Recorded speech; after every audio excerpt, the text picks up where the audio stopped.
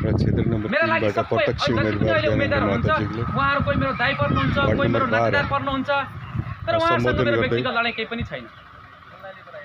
उहाँहरूलाई हामीले परीक्षण गरेर पठायौँ। अब हामीले घरमा खुर्सानी रोपेर सुन्तला फलेन भनेर गाली गर्ने छुट चाहिँ छैन। अब त्यसकारण सुन्तला फलाउनलाई सुन्तला नै रोप्नुपर्छ। म तपाईँहरूलाई भन्दछु, म परीक्षा दिन जाँदैछु, पास हुने कि फेल हुने भन्ने 5 वर्षपछि रिजल्ट आउँछ। यदि फेल भएछ भने अर्को पटक लाजलाई पनि लाज लाग्ने गरी तपाईँहरूका मत माग्न आउँदिन। मत माग्न आएछ भने यहाँबाट उल्टो घन्टी हान्ने उल्टो घन्टीले कुट्दै पठाउनु होला। म तपाईँहरूलाई यही अनुरोध गर्न चाहन्छु।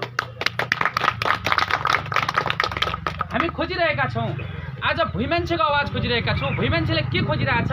जसको पावर छैन, पहुँच छैन, जोसँग पैसा छैन, उसले खोजेको, उसले बनाउनु खोजेको, उसले सपनामा देखेको नेपाल खोजिरहेछौँ।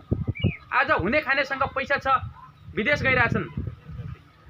जोसँग पैसा छैन, भिसा बजाउने पैसा छैन, उनीहरू कहाँ जान्छन्? भारत जान्छन्। कति हेपिरहेछन्। सीमामा हामीले कति शास्ति भोगिरहेछौँ। आज यो देशको लोकतन्त्र खतरामा छ भनिरहनु भएको छ।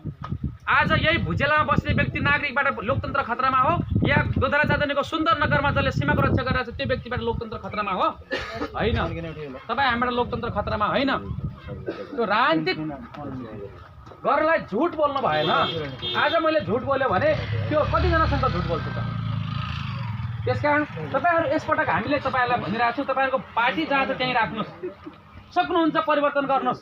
आज डाक्टर स्वर्णिम वाग्ले जो नेपाली काङ्ग्रेसको विद्वान दिग्गज व्यक्तित्व हुनुहुन्थ्यो, उहाँले यो देशको भविष्य कोर्दै हुनुहुन्छ, यो देशको बजेट बनाउँदै हुनुहुन्छ, यो देशलाई कसरी समृद्ध बनाउने, विदेशी युवाहरूलाई कसरी नेपालमा रोक्ने भनेर प्लानिङ गर्दै हुनुहुन्छ।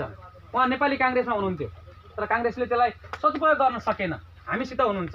राष्ट्रिय स्वतन्त्र पार्टी भनेको सबैको राम्रा मान्छेहरूको साझा चौतारी हो। यसमा भेदभाव हुँदैन। हामी देश बनाउँछौँ भनेर देशको माया लिएर आएका हौँ।